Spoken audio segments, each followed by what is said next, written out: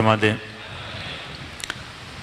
واقع کربلا، شہادت امام حسین، علماء فرماتے ہیں اس کو صرف ایک واقعے کی نگاہ سے نہیں دیکھنا چاہیے۔ کربلا کو صرف ایک سرزمین نہیں سمجھنا چاہیے، کیونکہ اگر یہ واقعہ ہوتا تو اتنی صدیوں میں تاریخ میں جس طرح دوسرے واقعے بھلا دیے گئے یہ بھلا دیا جاتا۔ کربلا اگر صرف ایک سرزمین کا نام ہوتا تو یہ کربلا ہر ملک میں، ہر سرزمین میں سجائی نہ جاتی۔ یہ حدیث تو نہیں لیکن مشہور شعار ہے کہ کل یوم عاشوراء کل ارض کربلا، کہ ہر روز عاشوراء ہے اور ہر سرزمین کربلا ہے۔ واقعاً یہ شعار حقیقتاً ایک شعار ہے۔ علماء فرماتے ہیں کربلا ایک واقعہ، ایک سرزمین کا نام نہیں ہے، کربلا ایک مکمل تہذیب کا نام ہے، کربلا مکمل ایک تمدن اور سویلائزیشن کا نام ہے، کربلا ایک درسگاہ ہے جس سے نسلوں نے سنورنا ہے، جس سے جوانوں نے سیکھنا ہے، جس سے ماؤں بہنوں نے سبق لینا ہے۔ لیکن دشمنان اہل بیت کی کوشش ہے کہ اس واقعہ کربلا کو ایک واقعہ بولا جائے کہ یہ تاریخ کا ایک حصہ تھا، اور یہ بار بار اصرار کیا جائے کہ بھائی یزید پر تو ہم بھی لعنت بھیجتے ہیں، یزید کے عمل کو تو ہم بھی بولتے ہیں یہ عمل قبیح عمل تھا، فعل قبیح تھا، لیکن مردہ پرستی اسلام میں جائز نہیں ہے۔ اتنا خرچہ کرنا اس کی اسلام اجازت نہیں دیتا کہ محرم کا مہینہ آ جائے، علم کشائیاں کی جائیں، تابوت بنائے جائیں، لاؤڈ سپیکرز، مجمع کا انتظام کیا جائے، نظر و نیاز کا انتظام کیا جائے۔ کیا اچھا ہوتا یہ پیسے قوم کی بہتری پہ لگائے جاتے، غریبوں کے لیے خرچ کیے جاتے۔ یہ سارے اعتراضات اس لیے کیے جاتے ہیں تاکہ واقع کربلا کو صرف ایک قصہ بتایا جائے کہ جس طرح تاریخ میں بہت سارے ظلم ہوئے، ہاں یقیناً جس ظالم نے ظلم کیا وہ برا تھا، لیکن کیا ضرورت ہے ہر سال عزائے حسین منانے کی؟ کیا ضرورت ہے ہر سال اتنے مجموعوں کو جمع کرنے کی؟ کیا ضرورت ہے ہر سال اتنا پیسہ خرچ کرنے کی؟ کیا ضرورت ہے ہر سال بقول ان کے اتنے عوام کو ڈسٹرب کرنے کی؟ روڈوں کو بند کیا جائے، سبیلیں لگائی جائیں، ٹریفک کے ایشوز آ جائیں، یہ سارے مسائل جنم لیتے ہیں۔ ایک بات تو یاد رکھیے، واقع کربلا رونما ہونے سے پہلے اللہ نے اس واقعے کی خبر دی تھی۔ خدا آپ کو سامرہ کی زیارت نصیب کرائے۔ ابن قولوے جن کی قبر شیخ مفید کے ساتھ ہے سامرہ میں، یہ استاد ہیں شیخ مفید کے، اہل قم کے رہنے والے تھے، ان کی والد کی قبر بھی قم میں موجود ہے۔ ان کی ایک کتاب ہے کامل الزیارات، وہ کتاب ضرور پڑھیے۔ 1000 سال پہلے انہوں نے یہ کتاب لکھی ہے۔ اس میں صرف رسول خدا کے واقعات نہیں، جناب آدم سے لے کر جناب خاتم تک ذکر کرتے ہیں کہ واقع کربلا کو رونما ہونے سے پہلے پروردگار عالم نے اس واقعے کی خبر دی ہے۔ کہتے حضرت آدم بھی، کیونکہ جتنے انبیاء آئے وہ یا کوفے میں یا سرزمین بابل میں یا فلسطین میں نازل ہوئے، تمام تر اکثر انبیاء کا آنا انہی سرزمینوں میں ہوتا تھا، اور وہاں پہ لکھتے ہیں کہ حضرت آدم بھی چل سرزمین کربلا سے گزر رہے تھے تو ان کے سر پہ چونٹ آئی، سر سے خون نکلا، اور وہی سوال کیا پروردگارا یہ تکلیف مجھے کیوں آئی ہے؟ تو اللہ کی آواز آئی، آدم یہ وہ سرزمین ہے جہاں پر آخری نبی کے نواسے کو اور ان کے گلے کو کاٹا جائے گا، ان کا خون اس سرزمین پہ بہے گا۔ تو ہم نے بھی چاہا تھا کہ تیرے خون کا کنیکشن حسین کے خون سے ہو جائے، قیامت کے دن تو بھی یہ کہہ سکے کہ یہ وہ سرزمین ہے جہاں پہ آدم کا خون بہا تھا۔ اور صرف آدم نہیں، حضرت عیسیٰ گزرتے ہیں چونٹ آتی ہے، حضرت موسیٰ کے لیے ہے کہ جب اس سرزمین سے گزرتے ہیں، یہی کامل الزیارہ میں لکھا ہوا ہے کہ حضرت موسیٰ کی جوتی پھٹ جاتی ہے، اور جوتی کے پھٹنے سے سرزمین کربلا کا ایک کانٹا تھا جو حضرت موسیٰ کے پاؤں میں لگتا ہے اور خون بہنا شروع ہو جاتا ہے۔ پھر سوال کرتے ہیں پروردگارا میرے پاؤں سے خون کیوں بہا، اللہ کی آواز آئی موسیٰ یہ وہی سرزمین ہے جہاں پہ نبی کی نواسیوں کو چلایا جائے گا، یہ وہی سرزمین ہے جہاں پہ حسین ابن علی نبی کے نواسے کا خون بہایا جائے گا، جن کے بدن مبارک پہ گھوڑے دوڑائے جائیں گے۔ ہر نبی کو خبر دی جا رہی ہے واقعہ کربلا کو۔ شاید کوئی مسلمان کہے یہ کیسے ممکن ہے واقعے کے ہونے کے پہلے سے خبر دی جائے، تو اے مسلمان ہوش کے ناخن لے، حضرت مہدی کا ظہور تو ہوا نہیں، اب ظہور اور پیدا ہونے کی بحث الگ ہے، لیکن خبر حضرت مہدی رسول خدا نے اپنی حدیثوں میں کتنی بار دے دی کہ وہ آئیں گے، وہ نماز پڑھائیں گے، وہ ظلم اور نفاق کو ختم کریں گے، عدل کی حکومت کو قائم کریں گے، کعبے کی دیوار کو ٹیک لگا کر بولیں گے کہ انا بقیت اللہ، میں بقیت اللہ ہوں، اور کوفے میں اپنی حکومت کو قائم کریں گے۔ کتنی اخبار ہیں امام زمانہ کے حوالے سے، کیونکہ واقعاً مہدویت بھی ایک سویلائزیشن کا نام ہے، مہدویت بھی ایک تہذیب کا نام ہے، مہدویت بھی ایک نظام کا نام ہے، اسی طرح کربلا بھی ایک نظام کا نام تھا جس کی خبر ہر نبی کو دی جا رہی تھی، نہ صرف موسیٰ نہ صرف عیسیٰ، یہاں تک کہ جناب زکریا کے لیے لکھتے ہیں کہ حضرت زکریا کو اولاد نہیں تھی، پروردگار عالم سے عرض کی پروردگارا مجھے اولاد چاہیے، میں صاحب اولاد ہونا چاہتا ہوں۔ فرماتے ہیں یہی ماہ مبارک محرم آنے والا تھا اور اس کا چاند رونما ہونے والا تھا، تو اللہ نے خبر دی حضرت زکریا کو، پورا واقعہ امام حسین سنایا، کس طرح شہید ہوں گے، کس طرح گلا کاٹا جائے گا، کس طرح ان کی بیٹیوں کو یتیم کیا جائے گا۔ لکھتے ہیں روایت میں کہ جب حضرت زکریا نے پورا واقعہ سنا، ملتے ہیں 3 دن تک جناب زکریا اپنے گھر سے نہیں نکلے، 3 دن تک روتے رہے کہ یہ امت کرے گی اپنے نبی کے نواسے سے۔ اس وقت دعا کرتے ہیں کہ پروردگار رب، اے میرے خدا حب لی، مجھے ایک بیٹا عطا کر جو طیب بیٹا ہو، اور یہ عرض کرتے ہیں پروردگارا بیٹا اپنے لیے نہیں مانگتا، مجھے بیٹا عطا کر، میں وہ زخم چکھنا چاہتا ہوں، میں وہ دکھ چکھنا چاہتا ہوں جو تمہارے نبی کے نواسے کے دل پر آئے گا۔ 7 شباہتیں ہیں حضرت یحییٰ میں اور امام حسین میں، بالکل امام حسین کی طرح ان کا گلا بھی کاٹا جاتا ہے، وقت کا حاکم ان کا گلا کاٹتا ہے، بالکل امام حسین کی طرح حضرت یحییٰ کا سر تشت میں رکھا جاتا ہے، جس طرح امام حسین کا سر یزید اللعین اور ابن زیاد نے تشت میں رکھا۔ وہ ساری مصیبتیں، وہ سارے آلام حضرت زکریا کو چکھائے گئے۔ تو یہ واقعہ صرف اس زمانے کا نہیں ہے، اس واقعے کی خبر دی گئی کیونکہ یہ ایک تہذیب تھی، ایک تمدن تھا، ایک درسگاہ تھی، اور یہ تو سارے انبیاء، یہ روایت اہل سنت کی کتابوں میں موجود ہے۔ جب امام حسین جناب سیدہ کی گودی میں تھے، جھولے میں تھے، رسول خدا کے پاس لے کر آتی ہیں، فرماتی یا رسول اللہ یہ میرا بیٹا ہے۔ فرماتے رسول کی نگاہ جیسے حسین ابن علی پہ پڑ جاتی ہے تو زار و قطار گریہ کرنا شروع کر دیتے ہیں۔ بی بی فرماتی ہے بابا آپ میرے بیٹے کو دیکھ کر رو کیوں رہے ہیں؟ اور پھر وہی قصہ سناتے ہیں کہ اے میری بیٹی یہ تیرا بیٹا پیاسا مارا جائے گا، بے کفن مارا جائے گا، اس کے بدن پہ گھوڑے دوڑائے جائیں گے۔ اس وقت جناب سیدہ سوال کرتی ہیں بابا میرے بیٹے پر کوئی رونے والا ہوگا؟ اس وقت فرماتی خدا ایک قوم بنائے گا جن کے جوان تیرے حسین کے جوانوں پہ روئیں گے، جن کے بوڑھے کربلا کے بوڑھوں پہ روئیں گے، جن کی مائیں بہنیں کربلا کی عورتوں پہ روئیں گی۔ یہ خبر رسول خدا دے رہے ہیں۔ تو یہ واقعہ کوئی عام واقعہ نہیں ہے، یہ بڑا عظیم واقعہ ہے جس واقعے سے پوری امت نے سبق سیکھنا ہے۔ واقعوں سے گزر جانا یہ جاہل قوموں کا کام ہے، لیکن واقعات سے عبرت لینا یہ صاحبان عقل کا کام ہے۔ صلوات پڑھے محمد و آل محمد۔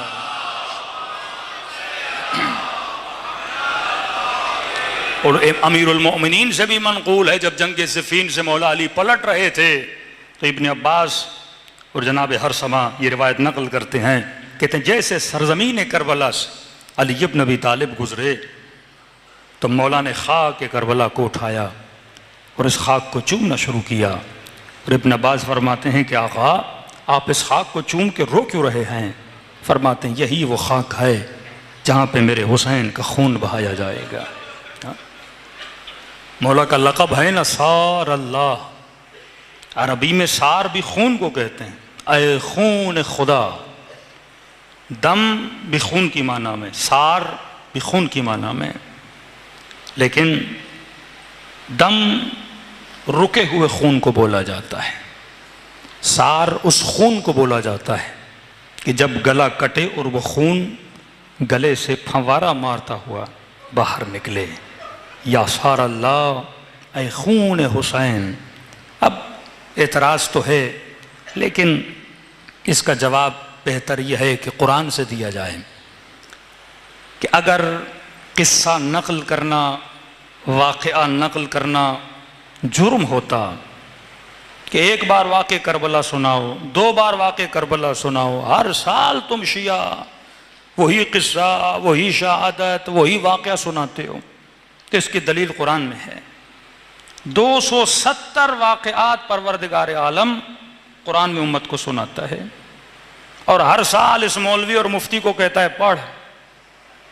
اپنی تراویحوں میں تم بار بار وہ واقعات پڑھتے ہو، بار بار وہ قصے پڑھتے ہو۔ صرف حضرت یوسف کا قصہ قرآن کی 100 آیتوں میں ذکر کیا گیا، بنی اسرائیل کا قصہ تقریباً قرآن کی 700 آیتوں میں ذکر کیا گیا، 700 مرتبہ، 700 آیتیں بنی اسرائیل کے قصے کی، 100 آیتیں حضرت یوسف کے قصے کی، 270 کہانیاں قرآن میں ذکر کی گئیں۔ کیا تو بار بار قرآن کے واقعات کو نہیں پڑھتا؟ اب سوال یہ جو شیعوں سے کرتے ہیں، یہی سوال ہم قرآن میں پروردگار عالم سے کریں کہ پروردگارا تو ان واقعات کو اتنا دہرا کیوں رہا ہے؟ واقعہ 1 بار بتاتا، واقعہ 2 بار بتاتا، واقعہ 3 بار بتاتا، لیکن ہر سال مسلمان پہ یہ کہہ دیا کہ قرآن پڑھنے کا ثواب اتنا، واقعات کو دہرانے کا ثواب اتنا، قرآن سننا، قرآن پڑھنا، قرآن پڑھانا، اس کا اتنا ثواب اتنا ہے۔ یہ کتاب ہدایت ہے، یہ کتاب زندگی ہے، تو جو زندگی کی کتاب ہے اس میں اتنے قصے کیوں سنائے جا رہے ہیں؟ کیونکہ یہ قصے نہیں ہیں، جس طرح کربلا کا قصہ نہیں ہے، یہ عبرت کی کتاب ہے۔ کربلا بھی صاحبان عقل کے لیے عبرت کا درس لے کر آیا ہے۔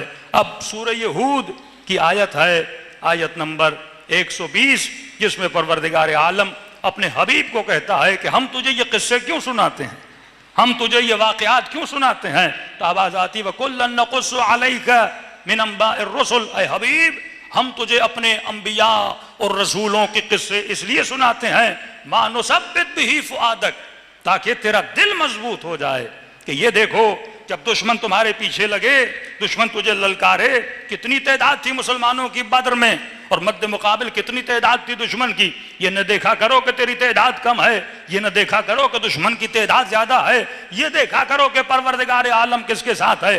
نثبت بہ فؤادک، ہم یہ چاہتے ہیں کہ تمہارے دل کو مضبوط کیا جائے، دل کے اندر قدرت کو پیدا کیا جائے۔ حبیب موسیٰ کا قصہ پڑھ، عیسیٰ کا قصہ پڑھ، ابراہیم کا قصہ پڑھ، زکریا کا قصہ پڑھ، ادریس کا قصہ پڑھ، یحییٰ کا قصہ پڑھ، سلیمان کا قصہ پڑھ، تاکہ تجھے پتا چلے کہ انبیاء ما قبل نے کیا کیا اور تیرے پروردگار عالم نے ان کو نمرودوں سے، ان کو فرعونوں سے کیسے بچایا اور ان کی شہادتوں کے بعد ان کے دشمنوں کو نیست و نابود کیا اور ان کے ناموں کو کیسے بلند کیا۔ نثبت بہ فؤادک، تیرے دل کو مضبوط کرنے کے لیے کہ حبیب موسیٰ کا قصہ پڑھ کہ آگے دریا ہے، پیچھے لشکر ہے، پیچھے مڑیں تو تلوار ہے، آگے جائیں تو غرق ہونے کا خطرہ ہے، سمندر میں ڈوبنے کا خطرہ ہے، دیکھ میں نے اس قوم کو کیسے بچایا، میں نے دریا کو ان کے لیے زمین جیسا بنا دیا، اگر خدا مدد کرنے پر آئے تو ایسے مدد کرتا ہے، اور دیکھ حبیب میں نے موسیٰ کا نام بلند کیا اور فرعون کو بدنام کیا، دیکھ میں نے قوموں پہ عذاب کیسے نازل کیا۔ تو پہلی دلیل واقعات کو سنانے کی یہ ہے کہ مومن کے دل کو مضبوط کیا جائے۔ نثبت بہ فؤادک، واللہ اگر واقع کربلا نہ ہوتا، شیعوں کے اندر اتنی مضبوطی نہ ہوتی، اتنے جنازے اٹھانے کے بعد، اتنی شہادتیں دینے کے بعد کہ کس قوم کے جماع اتنے شہید ہوئے جتنے شیعہ کے شہید ہوئے ہیں، کس قوم کی مسجدوں میں اتنے بم دھماکے ہوئے جتنی شیعوں کی مسجدوں میں بم دھماکے ہوئے، کس کی ماؤں میں اتنی جرت اور قوت قلب ہے جتنی شیعہ جوانوں کی ماؤں میں ہے، ایک بیٹا نہیں 4 بیٹے شہید کر دیے۔ اگر یہ واقع کربلا نہ ہوتا تو دل کی مضبوطی نہ ہوتی۔ ارے وہ مائیں جو 4 جنازے کبھی کوئٹہ میں، کبھی ڈی آئی خان میں، کبھی پارا چنار میں، کس قوم کے جوانوں کے اعضاء کو اس طرح کاٹا گیا جس طرح شیعوں کے اعضاء کو کاٹا گیا۔ 2006 سے لے کر 8 تک پارا چنار کا واقعہ آپ کے سامنے ہے، کس بے دردی سے جوانوں کو شہید کیا گیا، پہلے مارا گیا، ہاتھوں کو کاٹا، ٹانگوں کو کاٹا، اعضاء کو کاٹا، 7 ٹکڑے کر کے تھیلیوں میں ڈال کے پارا چنار ان کی ماؤں کی طرف بھیج دیا۔ لیکن ماؤں کی آنکھوں میں وہ غم نہیں تھا، بیٹوں کو دیکھتی تھیں، حسین کو یاد کرتی تھیں، اکبر کو یاد کرتی تھیں، قاسم کو یاد کرتی تھیں۔ ارے کس کے ننھے بچے اتنے شہید ہوئے، ایک بم میں 200 لوگ، 300 لوگ شہید کر دیے گئے۔ تاریخ میں کسی مذہب کے لوگوں کو اتنا نہیں مارا گیا جتنا مکتب اہل بیت کو مارا گیا ہے۔ اگر یہ مجلس نہ ہوتی، اگر یہ اذان نہ ہوتی، اگر یہ جلوس نہ ہوتے تو واقعاً یہ حوصلہ نہ ہوتا۔ اس قوم کو اگر حوصلہ دیا تو یہ خدا کہتا نثبت بہ فؤادک، قصے سنا، واقعے سنا تاکہ قوم عبرت لے۔ اگر تم حق پر ہو تو خدا تمہارے نام کو بلند کرے گا۔ اگر یہ واقعہ ہوتا تو ختم ہو چکا ہوتا۔ کربلا واقعہ نہیں ہے، یہ نبی کا وعدہ ہے کہ ہر زمانے میں حسین کا نام زندہ رہے گا۔ دیکھو ہر دن بدن کالے کپڑے پہننے والوں کی تعداد میں اضافہ ہوتا ہے، حسین کے نام لینے والوں میں اضافہ ہوتا ہے۔ کربلا میں کبھی 7 ملین، کبھی 14 ملین، کیونکہ یہ اللہ کا وعدہ ہے۔ جسے دشمن بجھانا چاہتا ہے اسے خدا روشن کرنا چاہتا ہے۔ کہا مکر اللہ واللہ خیر الماکرین، ایک نقشہ تو بناتا ہے، ایک نقشہ خدا بناتا ہے۔ بقاء حسین خدا کا نقشہ ہے، اور حسینیوں کا حسین کے نام پہ جمع ہونا یہ رسول کی دعا ہے۔ صلوات پڑھے محمد و آل محمد۔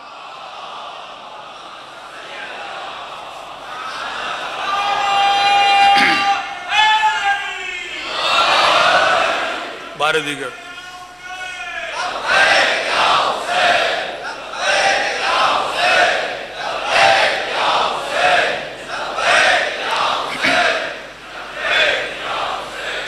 ایک اور حدیث بھی پڑھ دوں تاکہ آنے والوں کے دلوں میں نورانیت پیدا ہو جائے۔ ابن قولوی لکھتے ہیں کہ جب عزاداران حسین فرش عزا پہ جمع ہوتے ہیں تو فرمایا ان الحسین ینظر الی من یبکی، تو حسین اپنے آنے والوں کو دیکھتے ہیں کہ کون ہیں جو میرے غم میں رو رہے ہیں، کون ہیں جو میرے اکبر اور اصغر کا غم منا رہے ہیں، اور فرماتے ہیں دیکھنے کے بعد وَيَسْتَغْفِرْ لَهُ، اور حسین اس بندے کے لیے دعا استغفار کے لیے ہاتھوں کو بلند کرتے ہیں۔ اور جب سیدہ نے کہا نا کہ بابا جب اس بے دردی سے میرے بیٹے کو شہید کیا جائے گا پھر کون ہوگا، کوئی قوم ہوگی جو میرے بیٹے کو یاد کرے۔ یزید تو یہی چاہتا تھا نا کہ آل رسول کا نام مٹا دیا جائے۔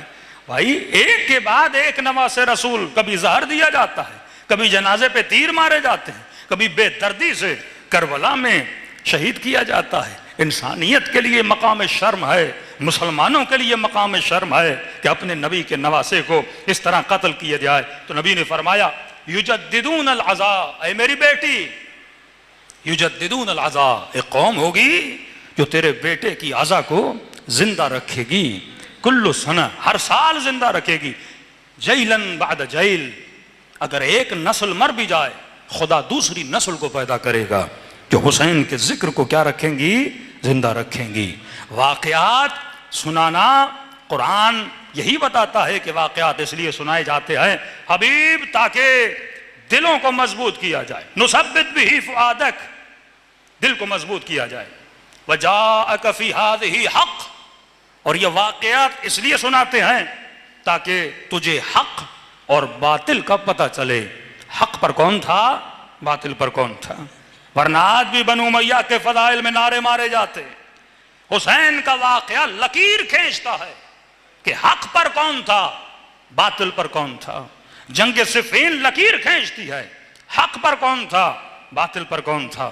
ہم نے کبھی اپنی نسلوں کو واقعات سے ڈرایا نہیں جس طرح دوسرے مسلمانوں نے اپنی نسلوں کو ڈرایا۔ واقعہ نہ سناؤ، کہیں کسی کا بغض نہ دل میں آ جائے، کہیں کسی کی نفرت نہ دل میں آ جائے، تو خدا کو بھی کہو نا واقعات نہ سنائے۔ کیوں واقعہ سناتا ہے؟ واقعہ سنانے کا مطلب یہ ہوتا ہے تاکہ تجھے پتا چلے کون حق پر ہے، کون باطل پر ہے، تاکہ تجھے نسلوں کا پتا چلے کہ نسل حسین کیا ہے، نسل یزید کیا ہے، تاکہ تجھے تربیت کا پتا چلے کہ علی کی تربیت کا اثر کیا ہے اور مد مقابل والے کی تربیت کا اثر کیا ہے۔ ایک دل کی مضبوطی، دوسرا تاکہ حق کو پتا چلے، وموعظہ، تاکہ نصیحت لو۔ 100 آیتیں یوسف کا واقعہ سنایا، قصہ نہیں سنا رہا، فلم نہیں دکھا رہا، ڈرامہ نہیں بتا رہا۔ یہ جوان کے لیے قصہ ہے کہ یوسف ایک جوان ہے، لیکن یوسف نے کس طرح اپنی عفت کو بچایا، کس طرح اپنی عزت کو بچایا، کس طرح اپنے حیا پر کمپرومائز نہیں کیا۔ یوسف کے اندر بھی شہوت ہے، یوسف کے اندر بھی خواہش ہے، لیکن کس طرح اپنی خواہشوں کو روندا تقوی الہی کے لیے، خوف پروردگار عالم کے لیے، عالم بقا کے لیے۔ یہ نہیں کہ دنیا میں لذتیں لینے کے لیے آؤ، دیکھو وہ کون سی چیزیں قربان کر رہے ہیں، کس کے لیے؟ پروردگار عالم کے لیے۔ یوسف زندہ میں چلا جاتا ہے، تھوڑی دیر کے لیے غیر خدا کی طرف توجہ کی جناب یوسف نے، وہ زندان کے 7 سال کتنے سالوں میں بدل گئے۔ فرمایا یہ واقعات اس لیے سناتا ہوں، ان کے اندر نصیحت بھی ہے، وَذِكْرَى لِلْمُؤْمِنِينَ، اور یہ ذکر ہے صاحبان ایمان کے لیے۔ یہ واقعات ہیں ہی مومنین کے لیے، منافقین کے لیے نہیں، جہلا کے لیے نہیں۔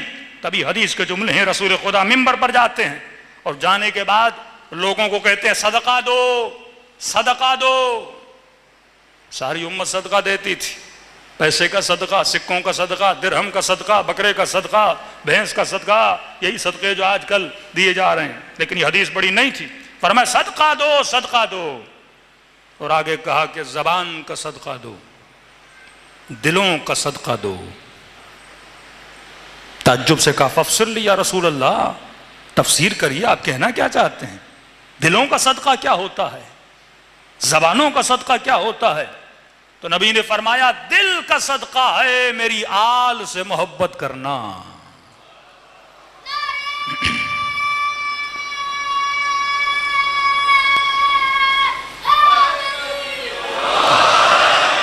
دل کا صدقہ ہے میری آل سے عشق کرنا، میری آل سے محبت کرنا۔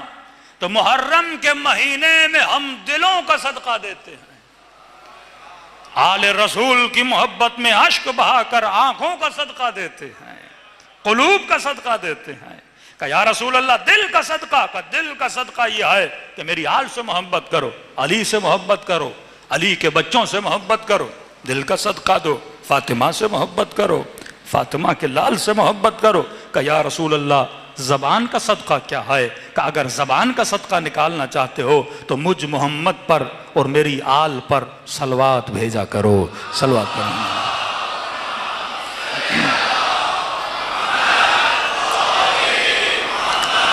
یہ زبان کا صدقہ ہے۔ دوسری آیت، پہلی آیت سورہ یہود کی، جس میں خدا نے کہا کہ قصے اس لیے سناتے ہیں تاکہ دل مضبوط ہو، حق عیاں ہو، نصیحت ہو اور اچھی شخصیتوں کا ذکر ہو۔ ہر قوم کو رول ماڈل چاہیے، حسین سے بڑا کوئی رول ماڈل ہے؟ کیا تم اپنی نسلوں کو یزید کا رول ماڈل دو گے، بنو عباس و بنو امیہ کے رول ماڈل دو گے؟ یہ رول ماڈل اگر دینے ہیں، سمبلز اگر بنانے ہیں اپنی قوم اور اپنے جوانوں کے لیے، شہادت کا رول ماڈل حسین ابن علی ہیں، شجاعت کا رول ماڈل علی ابن ابی طالب ہیں، صبر کا رول ماڈل حسین ابن علی ہیں، زہد کا رول ماڈل امام زین العابدین ہے، سچائی اور صداقت کا رول ماڈل جناب سیدۃ النساء العالمین سیدہ فاطمہ الزہرا ہیں۔ یہ کائنات کو رول ماڈل دیے گئے۔ اب آتے ہیں قرآن کی دوسری آیت، اللہ کی آواز آتی ہے وَمَن يُعَظِّمْ شَعَائِرَ اللَّهِ فَهِيَ مِن تَقْوَى الْقُلُوبِ، جو اللہ کے شعائر کی عزت کرتا ہے یہی دلوں کی تقوی کی نشانی ہے۔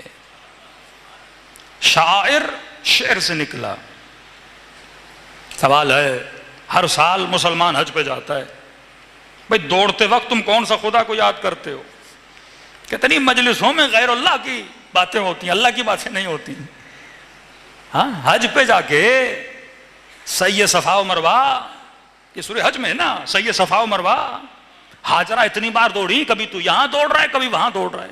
اس سے اچھا نہیں تو کعبے کے سامنے بیٹھ کے اللہ اللہ کرے، قرآن کی تلاوت کرے، کبھی یہاں دوڑے کبھی وہاں دوڑے۔ حجر اسود کالا سا پتھر ہے، وہ اس کو دھکا دے رہا ہے، وہ اس کو دھکا دے رہا ہے، میں نے پتھر کو چومنا ہے۔ پتھر کوئی خدا ہے؟ کہ نہیں، پتھر کی نسبت خدا سے ہے۔ حسین کی زری سمجھ میں نہیں آتی۔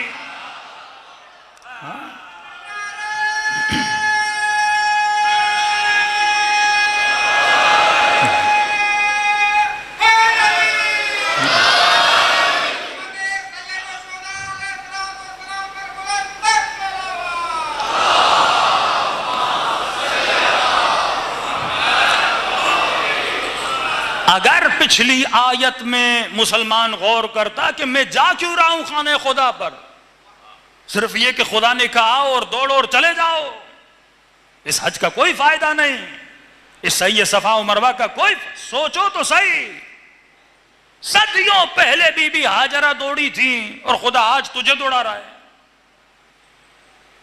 صدیوں پہلے کربلا کا واقعہ ہوا تھا اور شیعہ آج رو رہے ہیں۔ وہاں جب دوڑتے ہو تو تجھے پتہ نہیں لگتا کہ کیوں خدا تجھے یہاں سے وہاں، کیونکہ ابراہیم علیہ السلام اگر اپنے بچوں کو اس سرزمین پر لے کر گئے تھے تو کس کی محبت میں؟ خدا کی محبت میں۔ بڑھاپے میں بچہ عطا کیا۔ حضرت ابراہیم پر ایک مجلس ہونی چاہیے، کیا کیا امتحانات خدا نے حضرت ابراہیم سے لیے۔ اتنے سالوں کے بعد بڑھاپے میں بیٹا پیدا ہوا کہ بی بی ہاجرہ چہرے پہ مارنے لگی، لوگ کیا کہیں گے، بڑھاپے میں بچہ۔ اللہ کی مرضی ہے، جب دینا چاہے دیتا ہے۔ اور کہا کہ ایسی سرزمین پہ بچوں کو چھوڑ کے آؤ جو ذی زرع ہے، جہاں پہ کوئی فصل نہیں ہوتی، خشک صحرا۔ اللہ کی مرضی ہے۔ بیوی کو، بچے کو تکو تنہا بے سہارا لوگوں کے علاوہ اللہ کے سہارے پہ چھوڑ کے چلے گئے۔ جناب ہاجرہ کہتی ہیں آخر تک دیکھتی رہی کہ ابراہیم مڑ کے دیکھیں گے۔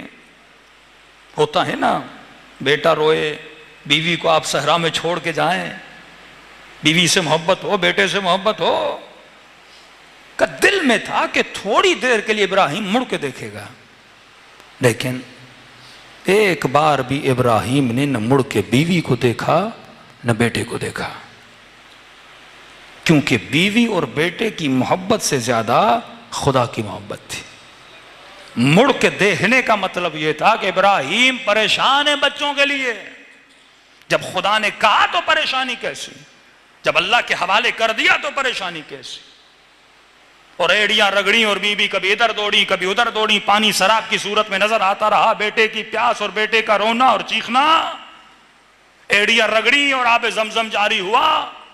اب خدا مسلمان کو کہتا ہے کہ جانا حج پر اور سعی صفا و مروہ میں دوڑنا، کیونکہ ایک مومنہ تھی جو میرے خاطر سرزمین پہ آئی تھی، اس مومنہ کو تیرے اوپر واجب ہے تو یاد کرے، مجھے نہیں اسے یاد کر، کیونکہ اس کی یاد میں میری یاد چھپی ہوئی ہے۔ تو کیسا مسلمان ہے اگر مصطفیٰ کے احسان کو نہ مانے تو میرے احسان کو مانے گا؟ یہ کعبہ ابراہیم نے بنایا، ابراہیم کا احسان ہے۔ پھر بیٹا جوان ہوا، پھر خواب دیکھا، بیٹے کو ذبح کرنے جا رہے ہیں، راستے میں شیطان آیا، اس کو کنکریاں ماری، کہ دیکھ، وہ کہہ رہا تھا یہ خواب ہے، حقیقت نہیں، خواب ہے، حکم بھی نہیں آیا۔ یہ بھی امتحان الہی جناب ابراہیم کے لیے۔ خدا چاہتا تو جبرائیل کو بھیج دیتا، نہیں بھیجا، کیونکہ جبرائیل کو بھیجتا تو حکم یقینی تھا، یقین ہے نبی کے پاس ایک وحی نازل ہوئی ہے، لیکن خواب تھا۔ خواب پر بھی ابراہیم کا اتنا یقین کہ جب بیٹے کو کہا کہ لال میں نے خواب دیکھا ہے کہ میں تجھے ذبح کر رہا ہوں، تیرا کیا کہنا ہے؟ کہ بابا جب دیکھا ہے تو پوچھنا کیسا، میں بھی تیار ہوں۔ جا کے بیٹے کو ذبح کی، اللہ نے دمبا بھیجا۔ ایک ایک چیز جا کر تو حج پہ یاد کرتا ہے، وَمَن يُعَظِّمْ شَعَائِرَ اللَّهِ فَهِيَ مِن تَقْوَى الْقُلُوبِ، یہ تقوی الہی کی نشانی ہے جو شعائر اللہ کو یاد کرتا ہے۔ حسین کربلا اپنی ذات کے لیے نہیں گئے، خرجت لإصلاح امت جدی، میں اس لیے نکلا تاکہ اپنے رسول کی امت کی اصلاح کروں، کہ یزید جیسا شرابی منبر رسول پہ بیٹھا ہے، واللہ اگر حسین یہ قدم نہ اٹھاتے آج تیرے یہاں مسجدیں نہ ہوتی۔ حسین گئے تو پروردگار عالم کے لیے گئے، آل ابا ہیں، اصحاب قصہ ہیں، جن کی محبت کی وعدہ رسول نے امت سے لیا تھا، تو یہ شاعر اللہ ہے، اور شاعر اللہ کو بلند کرنا عین عبادت ہے۔ یا علم ہو، نام حسین ہو، نعرہ علی ہو، یا مجلس حسین ہو، یہ ساری چیزیں، ایون یہ کالا لباس کیا ہے، یہ شاعر اللہ میں سے ہے۔ تو جو جتنا شاعر اللہ کی تعظیم کرے گا اس بندے کی اتنی تقوی بڑھے گی۔ صلوات پڑھے محمد و آل محمد پر۔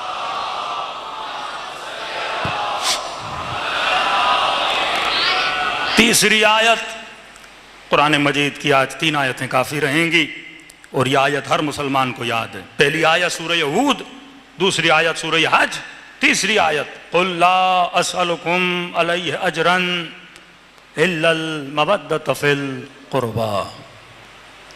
23 سال میرے نبی نے زحمتیں کی، محنتیں کی، پتھر کھائے، لوگوں کی باتیں سنی، کسی نے مجنون کہا، کسی نے ساحر کہا، کتنی تکلیفیں ہوئیں۔ جناب بلال کے سینے پہ پتھر رکھا، جناب یاسر، عمار یاسر، ان کی والدہ زندہ زندہ بچے کو پیٹ سے نکالنا، زندہ زندہ رسیوں سے کھینچ کے ان کے بدن کے 2 ٹکڑے کر دینا، جناب حمزہ کی شہادت۔ اتنی زحمتیں اٹھانے کے بعد امت سے ایک اجر مانگ رہے ہیں۔ ہے کوئی مسلمان جو اس کا انکار کرے؟ قبلہ طاہر القادری نے اپنی کتاب میں لکھا، جب رسول سے پوچھا گیا یہ قربہ کون ہے تو فرمایا قربہ سے مراد علی ہیں، قربہ سے مراد بیٹی فاطمہ ہیں، قربہ سے مراد ان کے بچے حسن و حسین ہیں۔ تو مومنین کو اکثر کہتا ہوں جب مجلسوں میں آؤ تو یہ نہ کہا کرو ہم مجلس میں جا رہے ہیں، یہ بولا کرو کہ ہم اجر رسالت کو ادا کرنے جا رہے ہیں۔ محبت کا تقاضا ہے کہ جس سے محبت ہوتی ہے بندہ اس کی خوشیوں میں خوش ہوتا ہے، اس کے غم میں غمگین ہوتا ہے۔ ایران کے ایک بہت بڑے عزادار تھے مرزا اسماعیل، شہر رے میں ان کا ایک امام بارگاہ تھا جہاں بڑے بڑے علماء کو بلاتے تھے، آیت اللہ العظمہ آغائے کافی جیسے علماء، آغائے امینی جیسے علماء ان کی مجلسوں میں شرکت کیا کرتے تھے، بیٹھا کرتے تھے۔ بہت پرانے امام حسین کے عزادار، 70 سال کے قریب زندگی دی اللہ نے ان کو، اور اکثر اوقات ان کی زندگی خدمت امام حسین میں گزری۔ یہ ایک واقعہ بیان کرتے ہیں، فرماتے امام حسین کی مجلس کا فرش سج چکا تھا اور لوگ آ رہے تھے ذکر امام حسین سننے کے لیے، سارے کالا لباس پہنے ہوئے، زیب تن کیے ہوئے، ایک عزا کا ماحول، ایک غم کا ماحول بنا ہوا تھا۔ اتنے میں 2 جوان آئے مجلس امام حسین میں، عجیب رنگ کے کپڑے پہنے ہوئے تھے، رنگ برنگی کپڑے، کہ ان کے کپڑوں سے نہیں لگ رہا تھا کہ یہ کسی غم کی محفل میں آئے ہیں۔ ہر محفل کا ایک لباس ہوتا ہے۔ کہتے آئے اور سیدھا آ کے بیچ مجلس میں بیٹھے، سارے لوگ غور سے امام حسین کا ذکر سن رہے تھے، لیکن یہ مجلس کے بیچ میں بھی آپس میں باتیں کر رہے تھے، اور آدھی مجلس میں مجلس کو چھوڑ کے چلے گئے۔ کہتے مجھے برا لگا، لیکن میں نے کہا کوئی بات نہیں، امام حسین کے عزادار ہیں۔ کہتے اگلے دن یہی 2 جوان پھر مجلس میں آئے، لیکن اب کالا لباس زیب تن کیا ہوا ہے، بڑے ادب سے آئے، مجلس میں بیٹھے، آخر تک ذکر امام حسین کو سنا، اور بڑے ادب سے مجلس سے نکل کے جب باہر جانے لگے تو میں نے جوانوں کو آواز دی، اے میرے بیٹو ذرا ادھر تو آؤ۔ کہا دونوں آ گئے۔ میں نے کہا میں نے کل بھی تمہیں دیکھا تھا امام کی مجلس میں آتے ہوئے، تم نے بڑا شوق لباس پہنا ہوا تھا، آپس میں باتیں کر رہے تھے اور بڑی بے ادبی سے مجلس کو چھوڑ کے چلے گئے، لیکن آج تم وہ لگ ہی نہیں رہے جو کل تھے۔ ایک انقلاب تمہارے اندر آیا ہے، کالا لباس، ادب، ادب عزا، ادب مجلس، ہر چیز کو ملحوظ خاطر رکھ کے بیٹھے اور جا رہے ہو۔ میں جان سکتا ہوں اس تبدیلی کا راز کیا ہے؟ کہتا ہے دونوں جوان کی آنکھوں میں آنسو آ گئے کہ قبلہ کل جب ہم مجلس سے نکلے تو ہم نے سنا تھا کہ مجلس ہو رہی اور مجلس میں کھانا دیا جائے گا، تو ہم مجلس کے لیے نہیں آئے تھے، ہم کھانے کے لیے آئے تھے۔ ہم نے کہا جائیں گے، 1 آدھا گھنٹہ بیٹھیں گے، اور آنے کے بعد جب بیٹھے ہوئے تو لوگ مجلسوں سے پوچھا کوئی نظر وظر ہے، تو انہوں نے کہا نہیں آج نیاز نہیں ہے۔ تو ہم نے کہا بیٹھ کے کیا کریں، ہم اٹھ کے چلے گئے۔ کہتا جیسے مجلس سے باہر نکلے تو جس دن آپ کا نیاز نہیں ہوتا اس دن آپ چائے پلاتے ہیں لوگوں کو، تو ہم نے دیکھا کہ باہر جیسے امام بارگاہ سے نکلے تو گلی میں چائے کی پیالیاں پڑی ہوئی ہیں خالی، لوگوں نے پی کے کسی نے ادھر رکھی، کسی نے ادھر رکھ دی ہے۔ تو میری نگاہ جب پیالی پر پڑی تو میں نے دوست کو کہا کہ پیالی پڑی ہوئی ہے، کسی کا پاؤں لگ جائے گا، پیالی ٹوٹ نہ جائے، اس چائے کی پیالی کو کہیں اوپر کی جگہ پہ رکھو، فضول میں اسراف ہو جائے گا۔ کہتا ہے بس وہ پیالیاں ہم نے اٹھائیں اور اٹھا کے ہم نے سائڈ پہ رکھی تاکہ کسی کے پاؤں لگنے سے وہ پیالی ٹوٹ نہ جائے۔ کہنے لگے کہ مرزا اسماعیل صاحب جب اس رات گھر گئے ہم دونوں نے ایک خواب دیکھا۔ خواب میں کیا دیکھتے ہیں؟ بالکل اسی طرح جس طرح کل ہم مجلس میں آئے تھے، مجلس ہو رہی ہے، لوگ آ رہے ہیں، جوک در جوک، ہم بھی آئے اور ہم نے کیا دیکھا کہ سر مجلس جہاں زائرین داخل ہو رہے ہیں وہاں پہ ابا عبداللہ الحسین اور ابا الفضل العباس علمدار کھڑے ہوئے ہیں، ایک ایک عزادار کا استقبال کر رہے ہیں۔ حضرت عباس کے ہاتھ میں ایک ڈائری ہے، ایک فائل ہے اور پین ہے، قلم ہے، اور امام حسین کہہ رہے ہیں جتنے لوگ آئیں سب کا نام لکھتا جا، کون کتنا رویا، کس نے کتنا گریہ کیا، کس نے کس کو چائے پلائی، کس نے کتنا پارٹیسپیٹ کیا۔ وہ مومنین جو یہ سمجھتے ہیں کہ مولانا ہم متاسفانہ مجلس میں شرکت نہیں کر پائے، ہم انتظامات میں مشغول تھے یا ہم نظر بنانے میں مشغول تھے، کسی کا اجر حسین ضائع نہیں کرتے۔ یہاں تک کہ جو دیکھ کے نیچے آگ جلا رہا ہے اس کا اجر بھی امام حسین ضائع نہیں کرتے، جو پلیٹیں دھو رہا ہے، جو کوئی بھی کام کر رہا ہے، کہ عباس لکھتا جا سب کا کس نے کیا کیا۔ کہتا جب لکھ گئے تو ہم نے دیکھا کہ ہم اس مجلس سے باہر نکلے تو امام حسین نے کہا عباس تم نے ان دو جوانوں کے لیے بھی کچھ لکھا؟ تو میں نے کہا آقا انہوں نے نہ مجلس سنی ہے نہ ادب سے بیٹھے ہیں، ایسے ہی چھوڑ کے جا رہے ہیں، کیا لکھوں؟ کہا لکھو انہوں نے 2 پیالیاں اٹھا کے سائیڈ پہ رکھی، یہ اجر بھی حسین ضائع نہیں کرتے۔ تو کیسے ممکن ہے آپ حسین پہ روئیں، ان آنسوؤں کی قیمت نہ ہو؟ یہ رزق ہے جو خدا نے اہل بیت کے چاہنے والوں کو عطا کیا، جو ان مجلسوں سے دور ہیں، واللہ وہ بہت بڑے رزق الہی سے دور ہیں۔ ہر روز گھر میں جا کے 2 رکعت نماز شکرانہ ادا کیا کرو کہ خدا تو نے زندگی دی اور حسین ابن علی کی مجلس عطا کی۔ میں ہر مجلس میں یہ جملہ کہتا ہوں، اگر ثواب زیارت حسین چاہتے ہو تو مولا کا فرمان ہے خلوص دل سے میرے حسین کو سلام کیا کرو، کہ مولا ایک سلام سے ثواب حاصل ہوگا۔ فرمایا اگر نہ چاہتے ہوئے تیری آنکھوں سے آنسو آ گئے تو یہ مت سمجھنا یہ تیرے آنسو ہیں، حسین نے تجھے تیرے سلام کا جواب دیا ہے۔ دلوں کو کربلا لے کر چلیں، سلام کریں اپنے آقا کی مظلومیت پہ۔ پہلا دن ہے محرم کا، اپنے دلوں کو قلوب کو تیار کریں اور دعا کریں کہ عاشور تک خدا زندگی دے، یہ دن کسی کی زندگی سے خدا نہ لے، کیونکہ بڑے بابرکت دن ہیں، بخشش کے دن ہیں۔ عزائے حسین السلام علی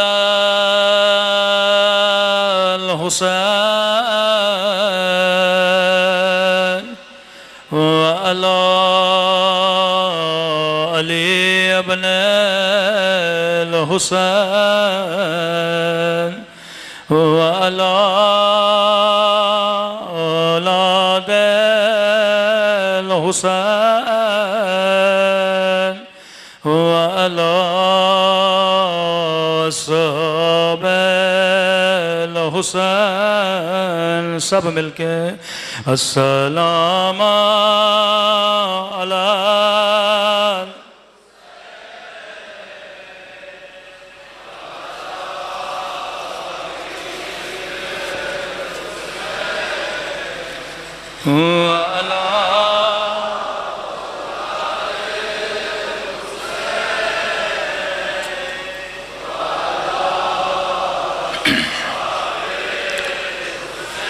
بلند آواز سے السلام علی الحسین وعلی علی ابن وعلی اولاد الحسین وعلی صحابہ میرا سلام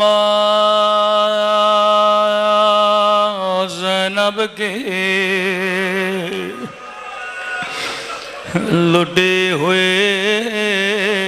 چادر پہ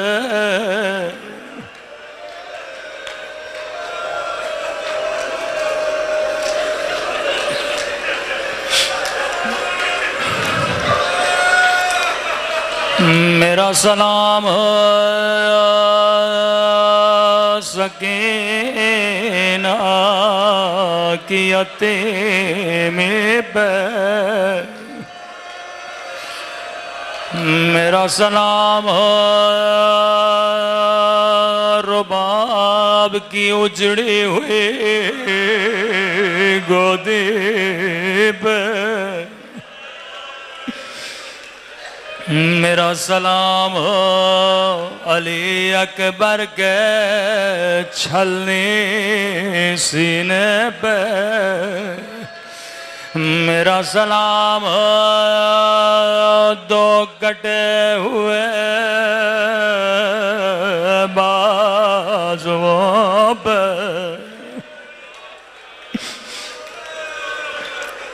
فرمایا ایسے سلام کیا کرو جیسے بوڑھی ماں کربلا میں اپنے بیٹے کو سلام کر رہی تھی بی بی آزادار آپ کے بیٹے کا آپ کو پرسہ دینے آئے ہیں بی بی اگر آپ کی شفاعت نہیں تو زندگی میں کامیابی نہیں میرے چھٹے امام فرماتے ہیں آزادار ابھی ذاکر نے مصائب پڑھے نہیں پڑھنا چاہتا ہے تو رویا نہیں رونا چاہتا ہے فرمایا تم سب کے سروں کے پیچھے میری دادی زہرا کھڑی ہو جاتی ہے دعا کے لیے ہاتھوں کو بلند کرتی ہے اے خدا یہ میرے حسین کا عزادار ہے میں زہرا سے راضی تو بھی راضی ہو جا آج پہلی محرم کی رات ہے 2 سلام پڑھوں گا تفصیلی مذاہب کل کی مجلس میں امام زمانہ فرماتے مومن تو سال میں چند مہینے میرے جد پہ روتا ہے لیکن تیرا امام زمانہ ہر روز نماز عصر کے بعد خدا مجھے میرے حسین کا خون بھرا کرتا دکھاتا ہے اے مومن تو پانی روتا ہے لیکن تیرا امام زمانہ خون روتے ہیں یہ 10 دن زیارت ناہیہ ضرور پڑھا کرے میری عادت ہے میں ہمیشہ چند جملے زیارت کے پڑھتا ہوں تاکہ ایام کی ابتدا امام زمانہ کے نوحے سے کی جائے سنیں گے امام زمانہ اپنے جد کی مصیبتوں کو کیسے یاد کرتے ہیں سنیں گے کیسے سلام کرتے ہیں اب یہ جملے میرے نہیں حجت خدا امام زمانہ کے جملے ہیں فرمایا میرا سلام ان زخمی کلائیوں پہ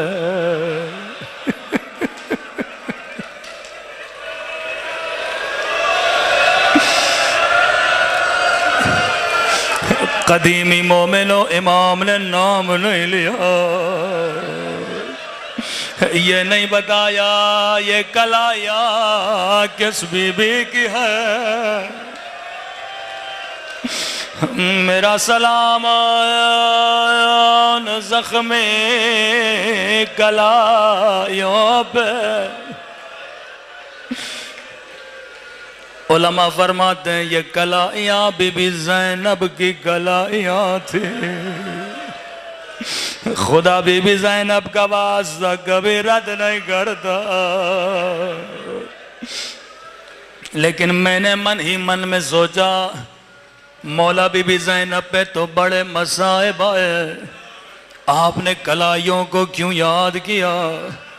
ظالم نے نو کے نیزہ سے بی بی کے سر پہ مارا، کسی نے علی کی بیٹی کو پتھر مارا، کسی ظالم نے تادیانہ مارا، لیکن یہ نہیں کہا میرا سلام و زخمی سر پہ، میرا سلام و زخمی بدن پہ، بلکہ کہا میرا سلام زخمی کلائیوں پہ، رسیوں میں بندھی ہوئے کلائیوں پہ۔ میں نے بڑا سوچا، جب میں نے کربلا کی روایت پڑھی مجھے امام کے جملے کی مصیبت کی سمجھ آ گئے۔ راوی کہتا ہے 11 محرم کو زینب اونٹ سے ایسے گرے جیسے عباس گرے تھے۔ شاید کوئی بچہ کہے مولانا یہ آپ نے کیسے پڑھ دیا؟ عباس کے تو بازو سلامت نہیں تھے، بی بی زینب کے تو بازو سلامت تھے۔ میں نے کہا میں جواب نہیں دوں گا، امام زمانہ نے جواب دے دیا، فرمایا میرا سلام ہو میری ان پھپھیوں پہ اور جن کی کلائیوں کو ان کے گردنوں سے باندھا گیا تھا، اور جب زینب اونٹ سے گری تو بازو گردن سے بندھے تھے۔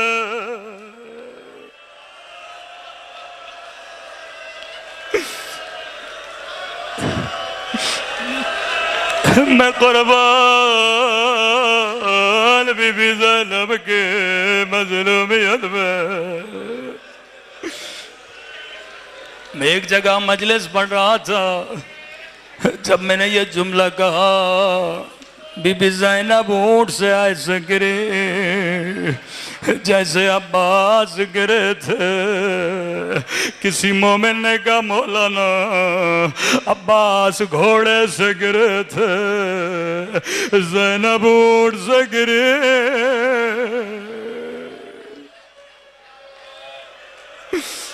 میرا سلام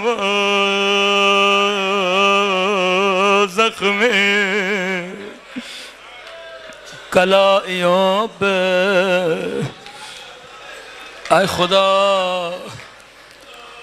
تجھے علی کی مظلومہ بیٹی کا واسطہ، تجھے اس مظلوم گھرانے کا واسطہ، ہمارے مولا اور آقا امام زمانہ کا ظہور فرما، مومنین کے مال ناموس عزت کی حفاظت فرما، کسی کو اس فرش عزا سے خالی ہاتھ نہ لوٹانا، جو پریشان ہیں ان کی پریشانیوں کو دور فرما، ہم سب کو عاقبت میں خیری نصیب فرما، قبر و قیامت میں شفاعت حسین نصیب فرما۔